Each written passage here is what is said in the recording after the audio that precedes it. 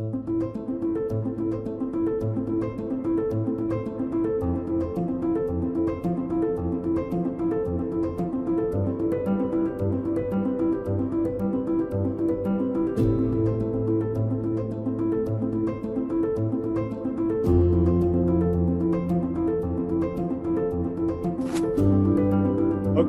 we're live. Hello, Simone. How are you? Hello, how are you? Good. We had our preliminary chat before I We hit did. record and We whatnot. So I think we're yeah. both in a good mood, Absolutely. which speaks well for always having a video conversation. Because to your point, when you were talking to a downer and whatnot, you're like, I got to get off this as quickly as I can. But that's not going to happen today. So Yeah. Good. Yeah, the sun's out, it's shining, everything's sunny. You can't yeah, beat today. So it's it's good. not terribly humid either. No, no. So I'm not as miserable as I normally am during a New York City summer. But I really want to thank you for doing this. It's very generous of you to give me an hour of your time because I know you are busy, but I definitely wanted this topic to be one of the topics that I included in this channel, and we'll let the people in on what the topic is in just a minute. So, but second, I want to thank everybody for joining us. Welcome to Did You Know That? Or welcome back to Did You Know That? Question mark.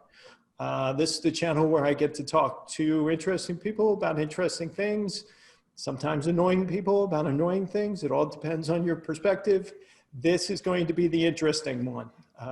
Very interesting, actually. And I've chosen a really good guest to talk about this topic because we can go in many different directions given her experience and background.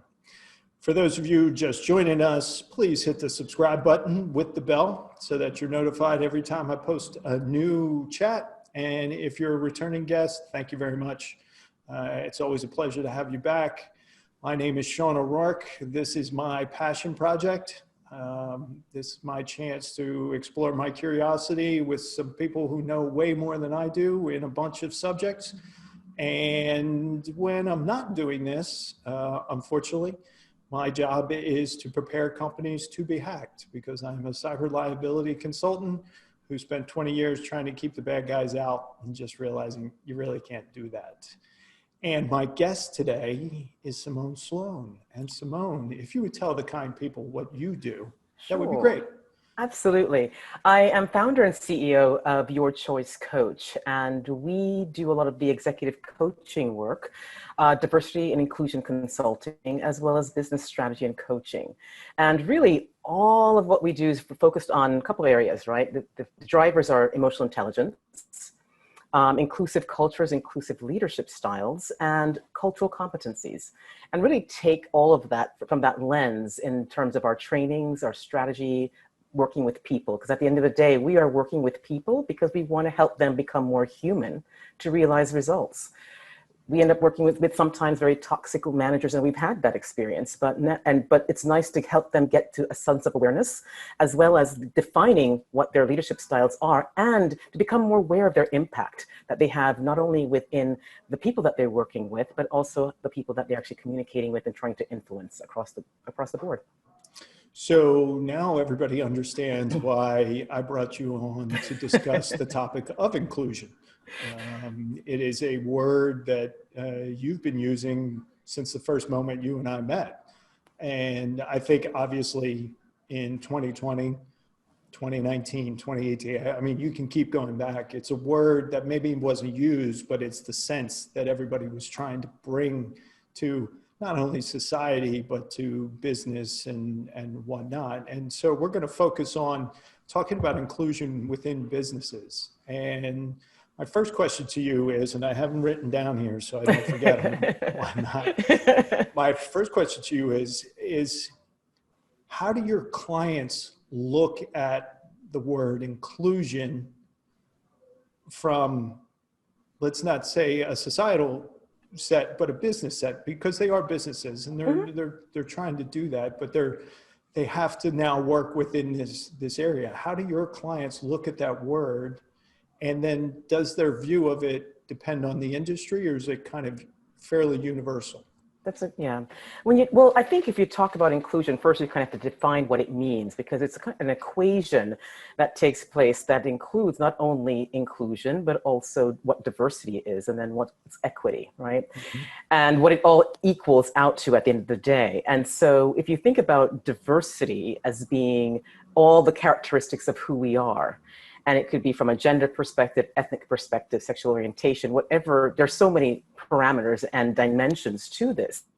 And there's also this intersectionality, that piece. So it's not as if we just fit in one box, but we fit in a myriad of boxes, because you could be a father, you could be a single parent, right? You could be a person of color, you could speak different languages, you can come from a different country. And there you have it. You're in multiple boxes in which you and stretch across that rainbow of boxes. Sure. When you think about it from an inclusion perspective, it's really taking all of those characteristics and how do you create a sense of, or environment of, and a culture of belonging. People want to feel welcomed, right? And whenever you do.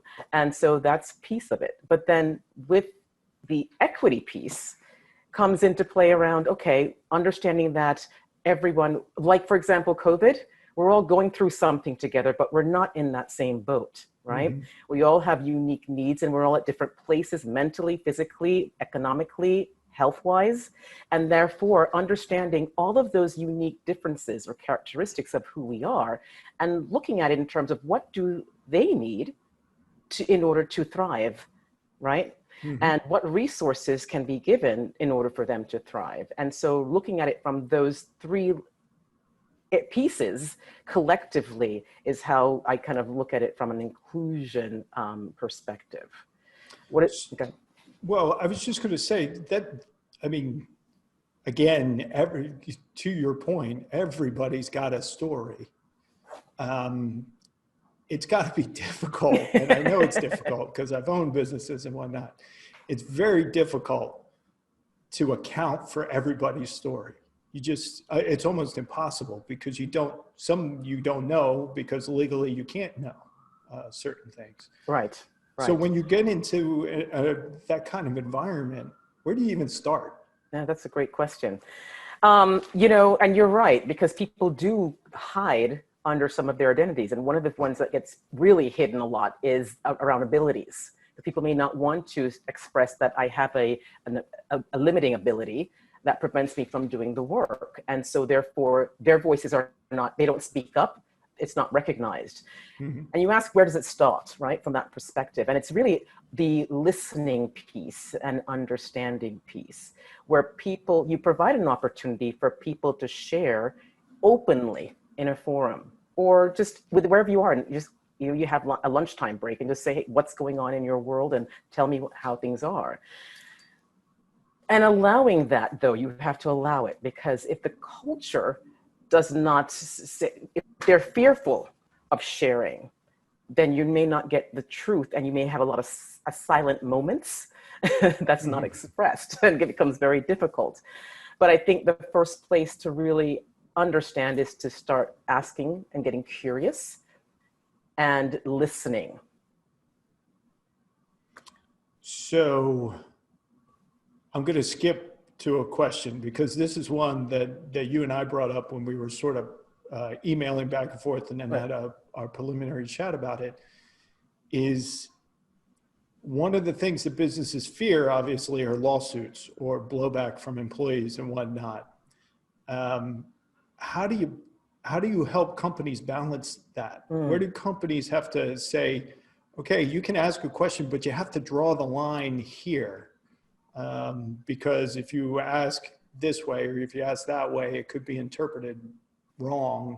And then just an effort that you were trying to do to be inclusionary actually comes back to bite you. Right. How do you help them on that front? Sure. And what I kind of do is really ask them, what are the objectives? What is it that you're really trying to achieve at the end of these conversations, right? And if they don't know what they want, then I kind of we co-create some objectives around what is it you want to know? And what is the sentiment that you want to get? And then how are you going to use this data to inform you for the future? So that way, the facilitation or the questions, or however you set it up, fireside chats that you're having, you want those to be very open. But you set the stage and the tone so that way, one, you say, this is a journey for us and we don't have all the answers and we're here to listen. Two, but you're also telling them that it's a safe space and you want them to share what's on their mind, but also respectful, empathy, and regard for others, right? And three, create an opportunity where they can provide anonymous feedback, ask them those anonymous tough questions. And that has happened where they've gone back through the data after the event and saw things that were glaringly racist, ideas and themes that were totally against their culture and values. Mm-hmm. And it prevents an opportunity for you to kind of reassess and go, we need to do some more work here. It's not a matter of who's saying what, it's what's being said. Because if they're saying it, they're feeling it, and the actions and behaviors are going to manifest itself in various ways. So to that point, when you go in, is this, are you leading projects? Are you leading teams? Are these sort of multi-day, multi-engagement experiences, or are people just bringing you in and say, okay, I need you to teach a class on this and then we're good? Which I know is not the right answer, but right. I mean, it does happen, I'm sure. Sure. Well, even prior to COVID, even before the Black Lives Matter movement, I've always asked the question in terms of, is this a checkbox activity for you, or is this something sustainable that you're trying to achieve? Okay. If you're doing a checkbox activity, then I'm not the right person for you. But if it's something that you're looking to build momentum, have something sustainable, understand that this is not a sprint. It's more of a marathon and a journey. And you are going to make mistakes in between, but you know that you're going to learn from them together, and you may not have all the answers together. So that's the mindset through which I approach those projects, trainings, however. And it can be where it is for I call them safe spaces of understandings, where we have a listening session. It can be for training, where we have a series of trainings that's supported in their learning journey. And then also it can be too in terms of a strategy piece where we're actually really getting down deep and dirty into the culture to really understand the gradient from various characteristics and groups and status within the organization, to help them better inform them as to what actions they need to take and resources to support. Okay, so within a company, who has to be the leader in that regard? Is it the CEO, the owner, president, or whatnot, or do you think it's people lower down on the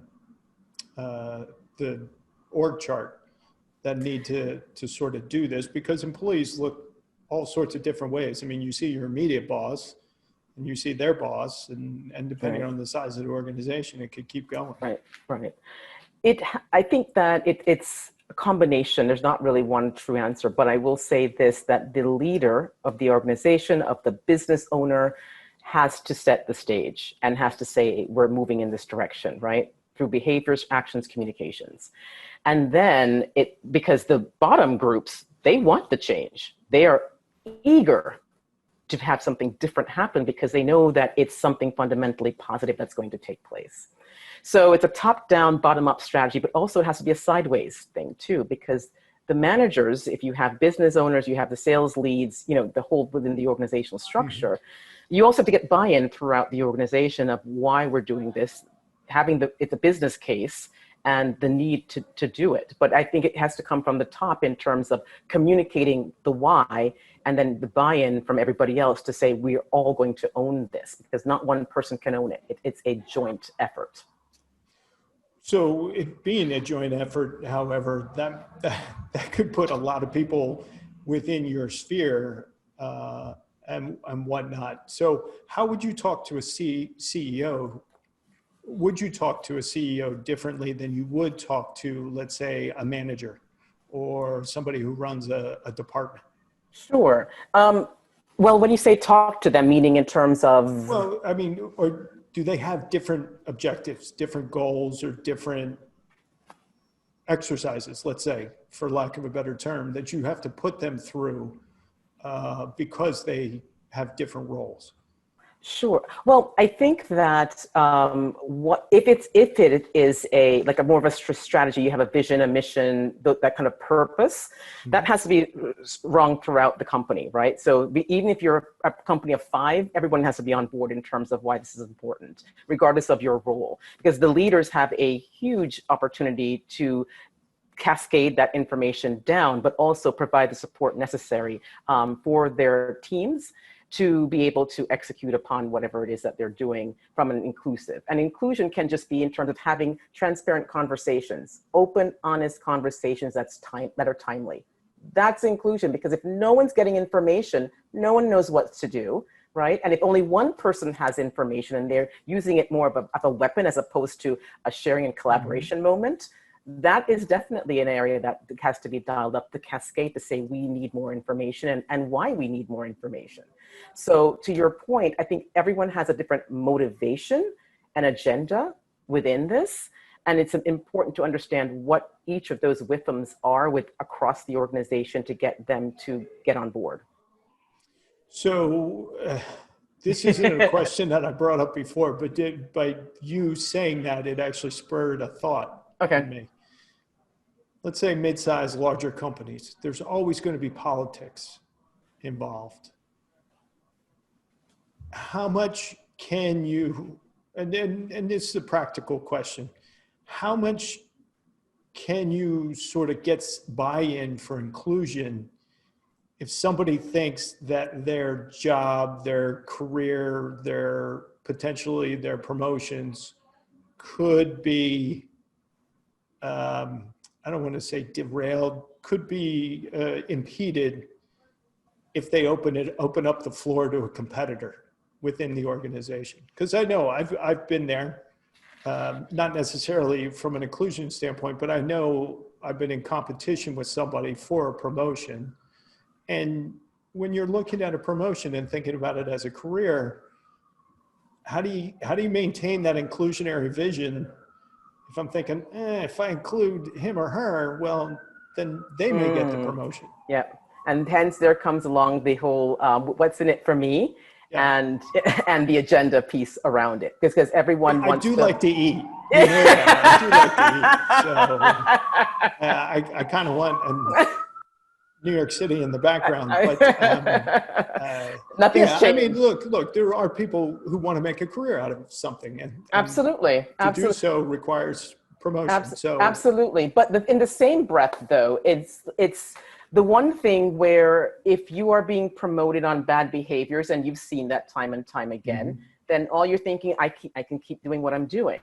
However, if there is a switch in terms of now prioritizing inclusion at the same level as the business case and need, meaning numbers and metrics are at the same weight as your behaviors around inclusion, it presents a different dynamics now in terms of who's really going to be getting promoted. And it's not just heavily weighted on your ability to perform, if that makes sense. Oh yeah, that's actually a very straightforward, simple answer that explains pretty much a lot. So then it leads to my next question is, how do you quantify that inclusion piece? Because you can easily quantify my sales numbers or whatnot.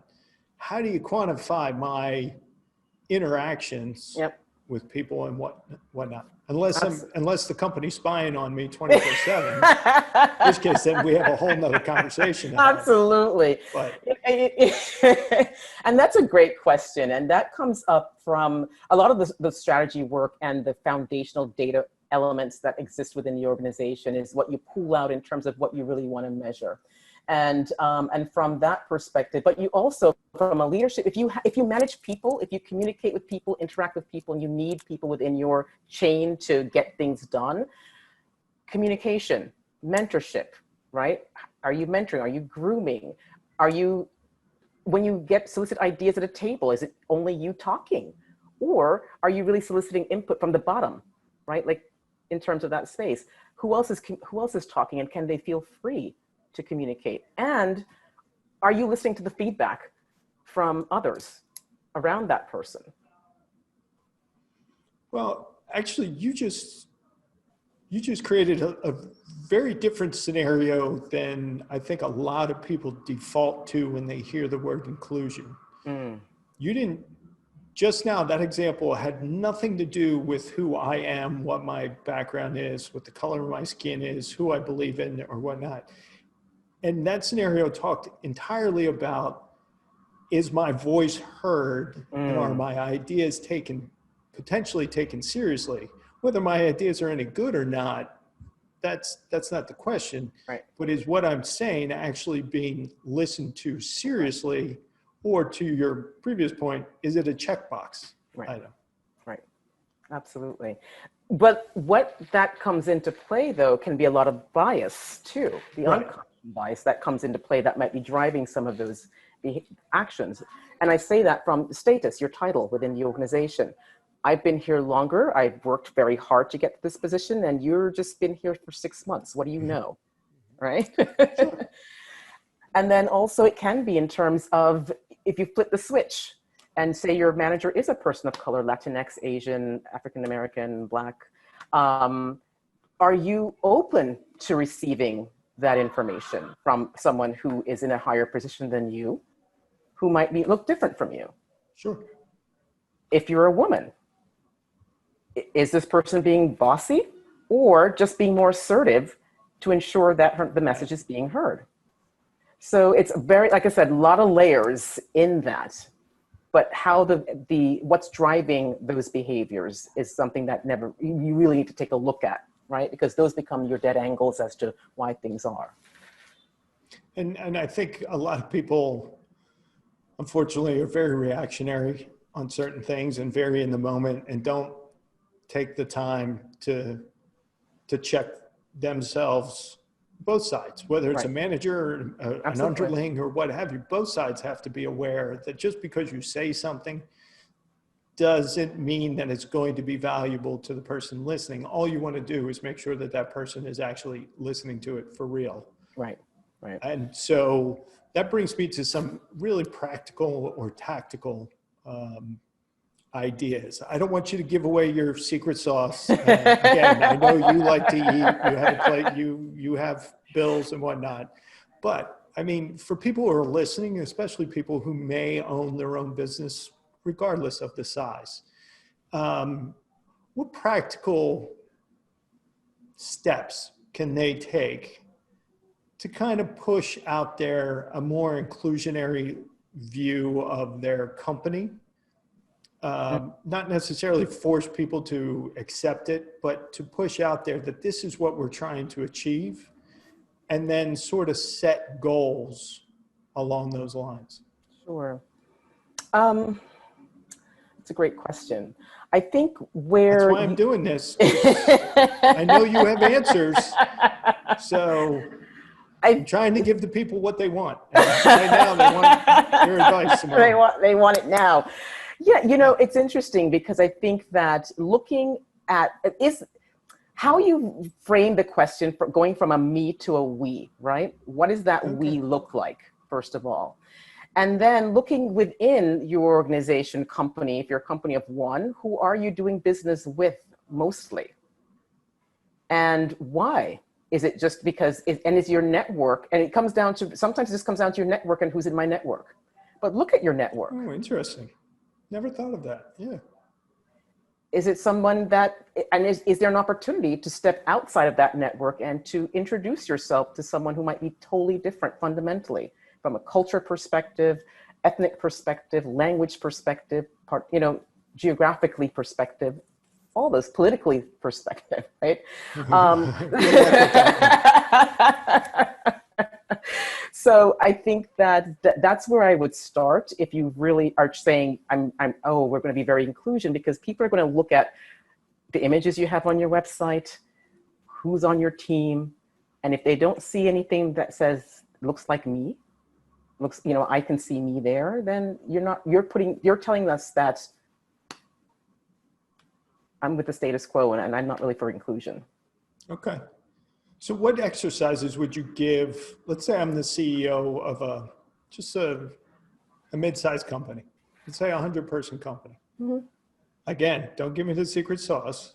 But what exercises would you give me to see how I view the company and the people who work with me at the company?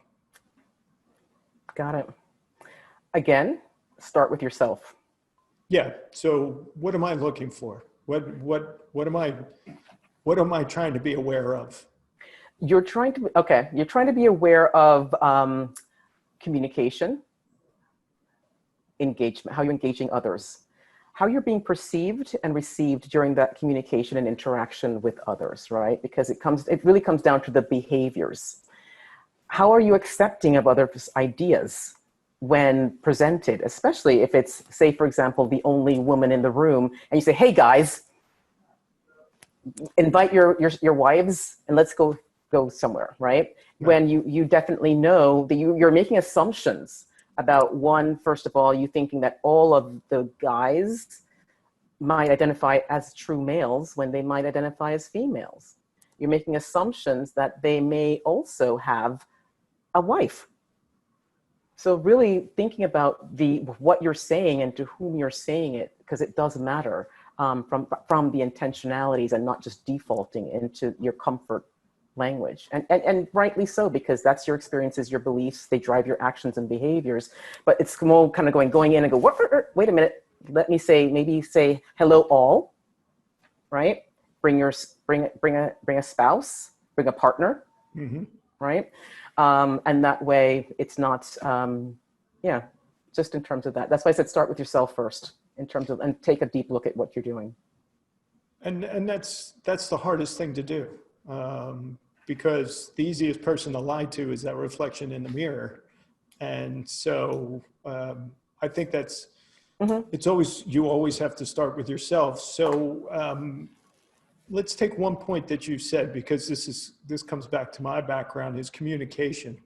There are multiple forms of communication, multiple modes. There's spoken word, written word.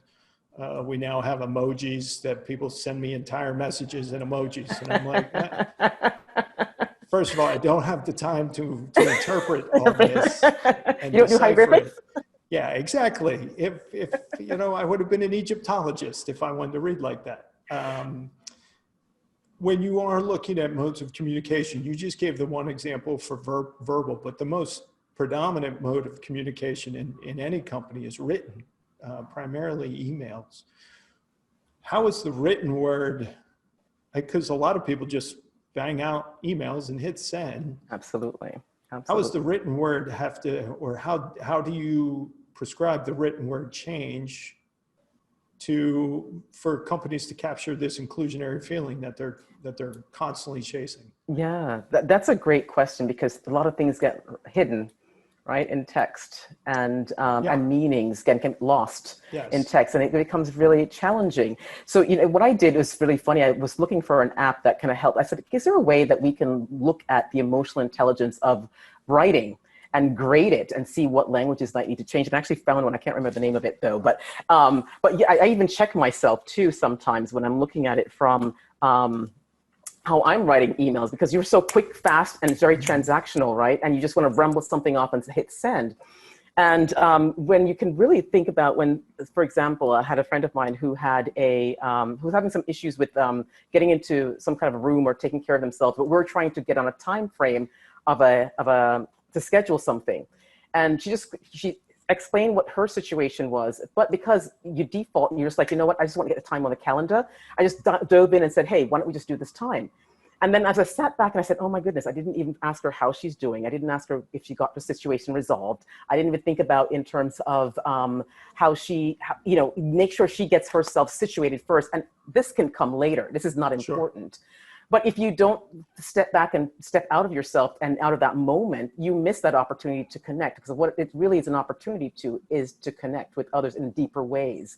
Because everyone says we're working remotely, we can't really connect, but there are subtle things that you can do to just ask people how they're doing and leave an open question in that communication and see if they're willing to share and open up with you in certain ways. So I think that's an opportunity to really take a look at how you're communicating also. And then if you have too many I's in a sentence. Oh, yeah. Yeah.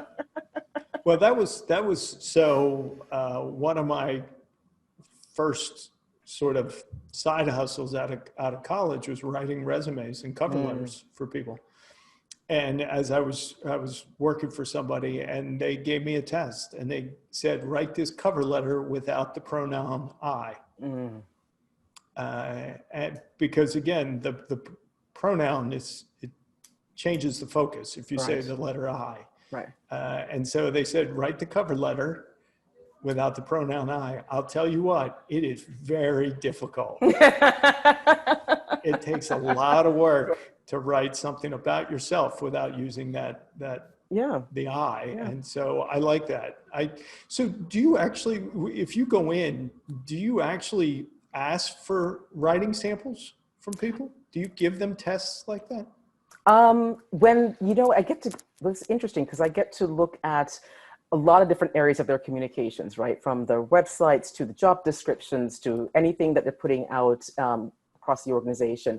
But I also, if they have an opportunity to address if they have a team or they have something that they want to address to somebody else outside the organization, I can look at that and engage and provide some suggestions around how to make it less about themselves and more about the other person that they were trying to communicate to. Because I had someone who had a lot of assumptions about their teams and had and a lot of putting themselves in grandeur status. And and I had to kind of tone it down a lot. So that way it's very more inviting as opposed to someone going, oh God, that again, and click and delete. So I like the grandeur part. Been there, done that, but on both sides, overemphasizing myself and then having to read something from somebody overemphasizing themselves. Yeah. So where do we stand at the moment? Obviously, we're recording this in 2020. Things are a little unusual, to say the least, when it comes to everyday operations. But where do we find ourselves, in your opinion? Again, you're not in every business and whatnot. Where do you think we find ourselves in terms of companies working toward this goal? Maybe you could break it down if you want to by size of company. Maybe you see an industry that's doing really well on this front. But just sort of your overall feeling about the way business is handling this at the moment. Yeah, I think that because of there's a huge void from leadership at all levels, right?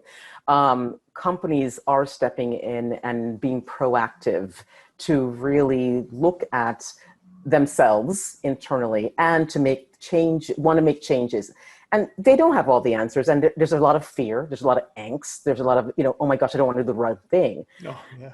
And so from that perspective, really just trying to, the fact that they are very proactive around it is key. The fact that they recognize that something has to change or else it will remain the same is another perspective.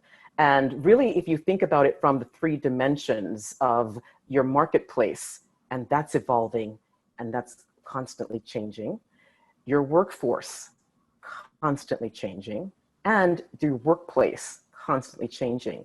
And if you think about it from what's key and what COVID has really amplified, change. It is constant. Much to our chagrin, most times. So how are we, reframing the way in which we relate to change and not making it this fearful thing, but leaning more into it? How are we looking at it from how we innovate, how we work, how we make decisions? Because as leaders, we can't do this all by ourselves. We need our teams more than ever to get the buy-in, to support, to listen, to share their ideas of what they see, because that's how it's going to mobilize and to be more sustained and to be more authentic.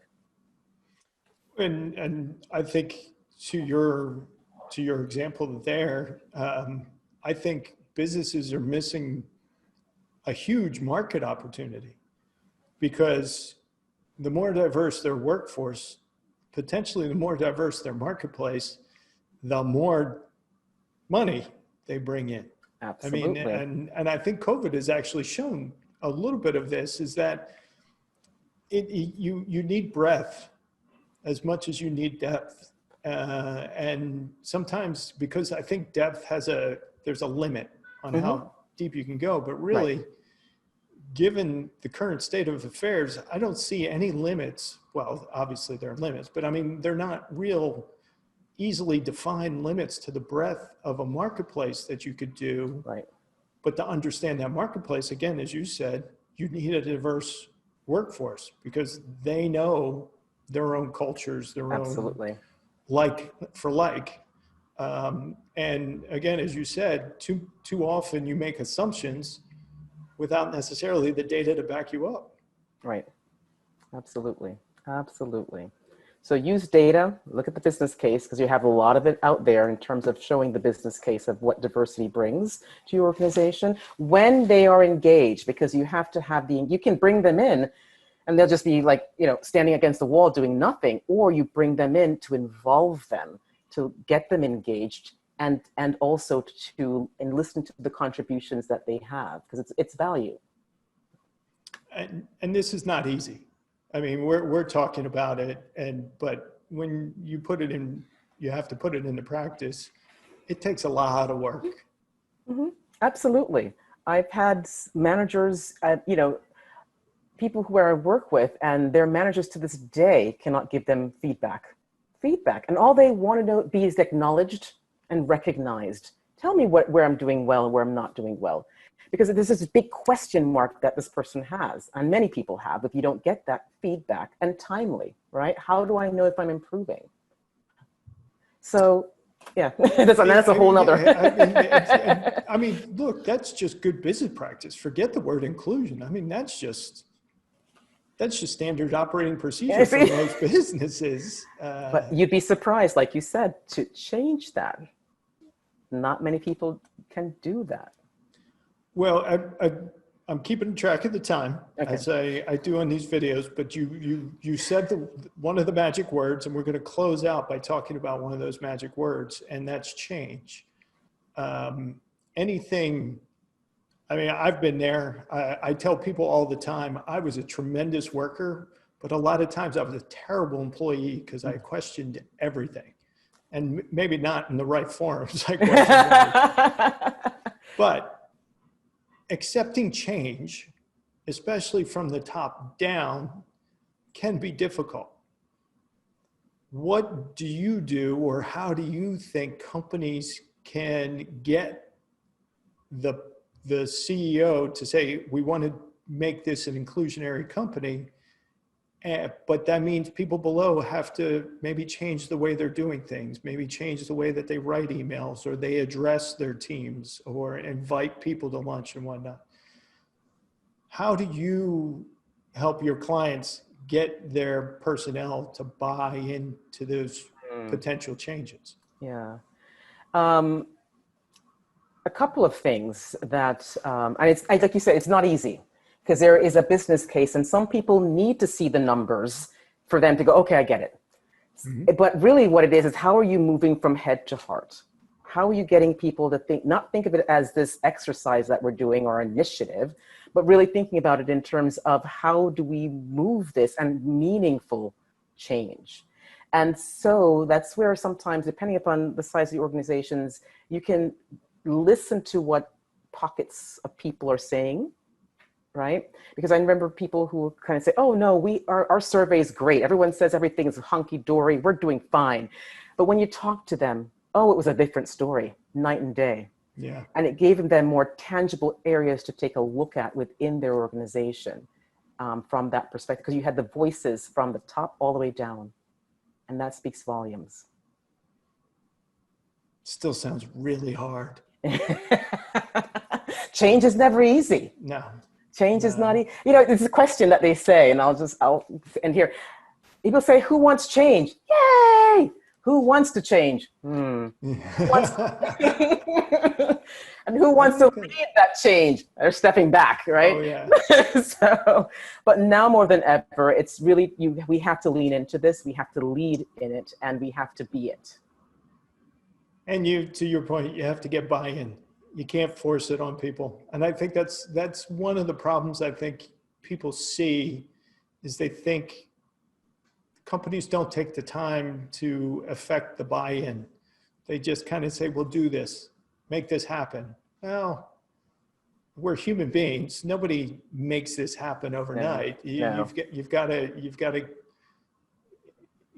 enthuse the troops a bit to make this work and whatnot. Right. And I'm really glad it's you doing it, not me, because there's just no way I would have the patience.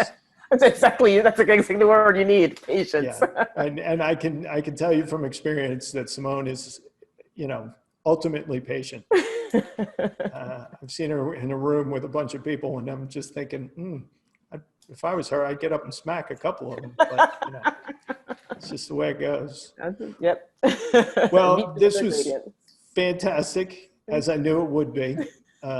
Again, it's such a broad topic. We're just touching the surface of it. If you want to learn more about what Simone does, about inclusionary training and whatnot, visit her website and any other links that I provide down in the video details. She's always happy to educate, enlighten and whatnot. And obviously with her Brooklyn accent, it's going to be an enjoyable conversation and whatnot. But really, Simone, thanks very much. That was great. I wish we had a couple more hours. I could have gotten to the rest of the questions. Thank you for having me. It was lots of fun. Oh, good. I enjoyed it. Always a good conversation. Oh, yeah. Well, that's why I invited you, because that's what this is all about. This is about good conversation. And there will be more conversations. And I want everybody to click that subscribe button right now if you're watching this. If you're not watching it, still click the subscribe button. Make sure you include the bell so that you get notified when new videos are posted. You've been watching another episode of Did You Know That? For Simone Sloan, I'm Sean O'Rourke. Thank you very much for joining us. And